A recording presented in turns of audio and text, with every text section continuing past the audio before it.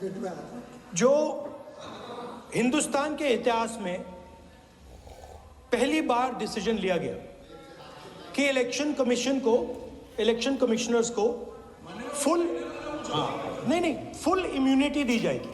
ठीक है, ये है ना, इसका जवाब इसका पीठ में खत्म नहीं किया सर।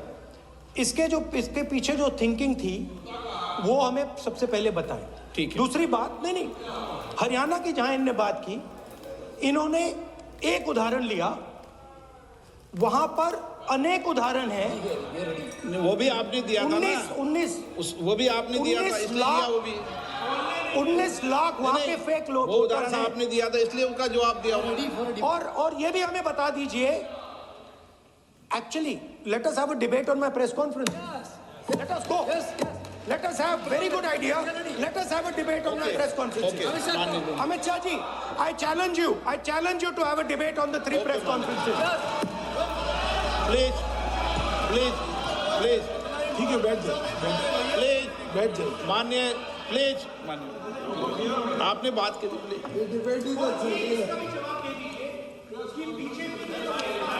उत्तर प्रदेश में और हरियाणा में दोनों चुनाव में वोट कैसे माननीय, प्लीज ये भी जवाब दे दीजिए। माननीय गृहमंत्री जी। मान्यवर, पहली बात मैं स्पष्ट करना चाहता हूं, मैं 30 साल से विधानसभा और संसद में जनप्रतिनिधि के रूप में चुनकर आता हूं। मुझे लंबा अनुभव है संसदीय प्रणाली का। विपक्ष के नेता महोदय कहते हैं कि पहले मेरी बात का आप जवाब दीजिए, मैं सुनना चाहता हूं। आपकी मुंसफी से संसद नहीं चलेगी। मेरे आप बोलने का क्रम मैं तय करूंगा, इस तरह से नहीं चलेगी संसद। मान्यवर, उनको धैर्य रखना चाहिए, मेरा जवाब सुनने का। इनकी एक बात का जवाब मैं दूंगा, मगर मेरे भाषण का क्रम वो तय नहीं कर सकते, मैं करूंगा, क्योंकि मैं बोल रहा हूं।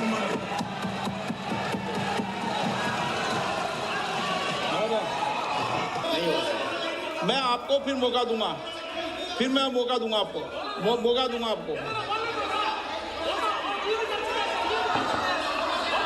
आप बोलिए। हाँ बोलिए सर, ये बोलिए। आपने अगर अमित शाह जी का रिस्पांस देखा तो ये कंप्लीटली डिफेंसिव रिस्पांस है, ये घबराया हुआ रिस्पांस है, ये डरा हुआ रिस्पांस है। आप सुनिए पूरी बात, प्लीज माननीय, नो सच्चा रिस्पांस नहीं है। माननीय गृहमंत्री जी। मान्यवर, आपके चेहरे पर मान्यवर, आपके चेहरे पर चिंता की लकीरें मैं देख रहा हूं कि मैं क्या बोलूंगा। मैं उनके उकसावे में नहीं आऊंगा, मैं मेरे विषय पर बोलूंगा। मान्यवर, मैंने इतना ही कहा कि मेरे भाषण का क्रम मैं तय करूंगा। मेरे भाषण का पहले क्या बोलना, बाद में क्या बोलना, मैं तय करूंगा। और मैं मानता हूं कि हर एक वक्ता का ये अधिकार है, उनका भी है, मेरा भी है। कल वो बोल रहे तो हम ऐसा थोड़ी ना बोले आप झूठ क्यों बोल रहे हो। हम नहीं बोल सकते साहब, वो माननीय विपक्ष के नेता है, वो बोल सकते अपना भाषण। मान्यवर, और मैंने तो ये भी कहा, मेरा पूरा भाषण छूट कर कुछ बच जाता है तो आप पूछिएगा, मैं जवाब दूंगा। मगर अब धैर्य भी चाहिए और सुनना भी चाहिए, दोनों चीजें करनी पड़ती है। मान्यवर, वोट चोरी का कोहराम बचा। मैं वोट चोरी किसको कहते हैं वो बताना चाहता हूं। वोट चोरी के 3 आयाम हैं। एक तो मतदाता नहीं है, मतलब योग्यता नहीं है, और आप वोटर बन जाते हो तो वोट चोरी माना जाएगा। दूसरा, आप गलत प्रकार से चुनाव जीतते हो तो वोट चोरी माना जाएगा। और तीसरा, जनादेश को डिफाई करते हो, मतलब वोट के विपरीत आप कोई पद प्राप्त कर लेते हो तो भी एक प्रकार से वोट चोरी होता है। अरे सुनो ना, क्यों जल्दबाजी करते हो मानिकम, क्यों? अब मैं 3 वोट चोरी की घटनाएं बताना चाहता हूं। सबसे पहली घटना हुई, आजादी के बाद देश का प्रधानमंत्री तय करना था। तय कौन करना था? तो उस वक्त के जितने प्रांत थे इसके कांग्रेस के अध्यक्ष होंगे, उनके एक एक वोट से तय होना था। अब 28 वोट श्री सरदार पटेल को मिले और 2 वोट जवाहरलाल नेहरू जी को।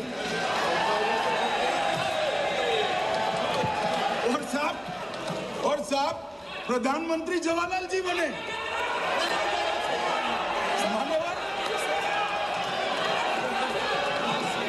मान्यवर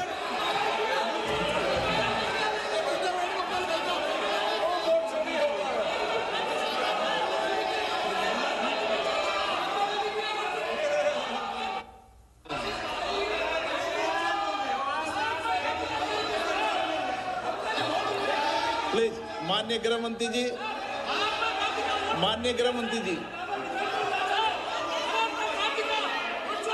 प्लीज।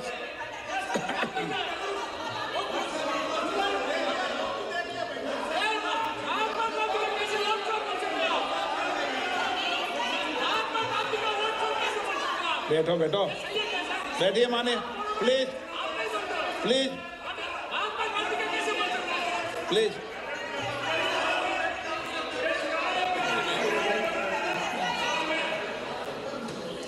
मान्यवर दूसरी, प्लीज बैठिए बैठिए माननीय सदस्य, प्लीज, हर बार नहीं उठते, बैठिए। मान्यवर दूसरे प्रकार की वोट चोरी और नैतिक तरीके से चुनाव जीता, ऐसी वोट चोरी भी भूतकाल में एक बार हुई थी। श्रीमती इंदिरा गांधी रायबरेली से चुनी गई। इलाहाबाद हाईकोर्ट में श्री राजनारायण पहुंचे कि चुनाव नियमों के अनुसार नहीं हुआ। इलाहाबाद हाईकोर्ट ने ये तय कर दिया कि श्रीमती गांधी ने उचित तरीके से चुनाव नहीं जीता है, हम इसको रद्द कर दें।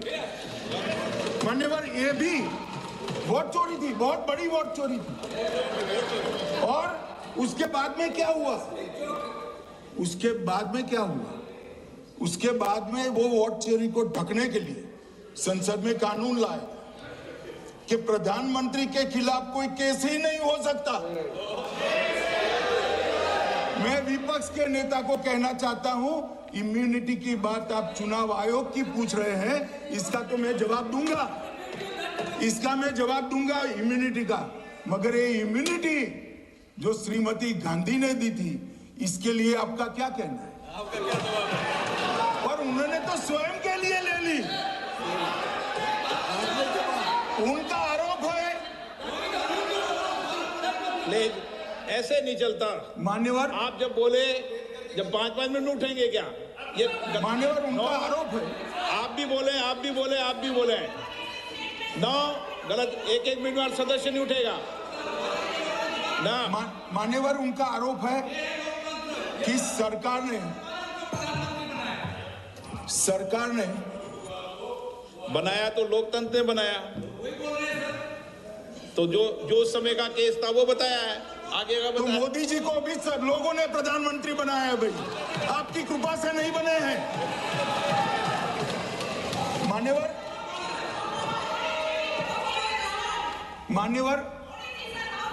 नो, प्लीज, ऐसे मान्य तरीका ठीक नहीं है आपका, 2-2 मिनट में उठना। मान्यवर, विपक्ष के नेता ने कहा कि आपने चुनाव आयुक्तों को इम्यूनिटी दी। इनका आरोप सत्य नहीं है, मैं इसकी बात बाद में करता हूं। परंतु हमने तो चलो मानो चुनाव आयुक्त को इम्यूनिटी दी, श्रीमती गांधी ने तो अपने आप को इम्यूनिटी दी थी। और फिर जब ये संवैधानिक सुधार के वायरस चैलेंज हुए, तो वो केस जीतने के लिए 2, 3 और 4 नंबर के सर्वोच्च न्यायालय के जज को बाईपास कर चौथे नंबर के जज को चीफ जस्टिस बनाया और वहां केस भी जीत लिया। और मान्यवर, ये तो इतिहास है, कौन झुठला सकता है? इनको कोई पढ़ाता नहीं है इतिहास, ये तो इतिहास है, सर्वोच्च अदालत और संसद के रिकॉर्ड में रखा हुआ इतिहास है। इसके खिलाफ लल्लन सिंह जैसे कितने लोग पूरा जीवन लड़े बिहार में, इमरजेंसी के खिलाफ जेल में गए, लाखों लोग गए। और तीसरी वोट चोरी कहना चाहता हूं, तीसरी वोट चोरी का प्रकार मैंने बताया था कि योग्यता नहीं है और मतदाता बन जाना। अभी अभी एक वाद पहुंचा है, वाद मतलब डिस्प्यूट पहुंचा है दिल्ली की सिविल अदालत में। उसमें डिस्प्यूट ये है कि सोनिया गांधी जी इस देश की नागरिक बनने से पहले मतदाता बने।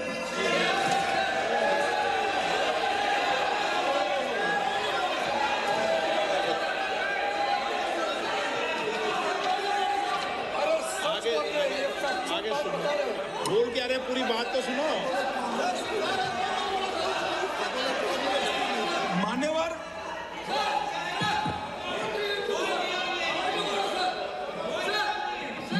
मैंने इतना ही कहा है कि अदालत में केस चल रहा है जो फैक्चुअल है। अब जवाब तो उनको अदालत में देना है, सोनिया जी ने यहां क्यों दे रहे? अदालत में जवाब देना है।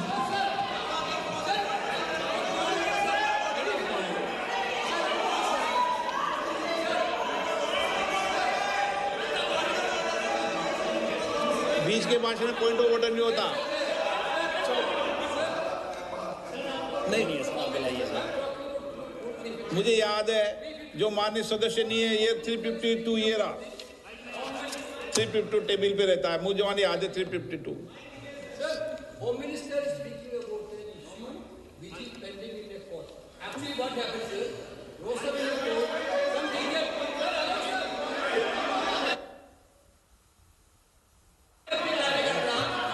filed a case on Madam Sonia Gandhi's voting on that 80. Sir, that Ross Avenue court dismissed that case without, there is no substance in that case. Okay. After that, the same person given an appeal. Gandhi not even voted in that election. I am challenging Home Minister. Okay. Sonia Gandhi not even voted that election. Can you prove it? Can you prove it? हाँ, Sir.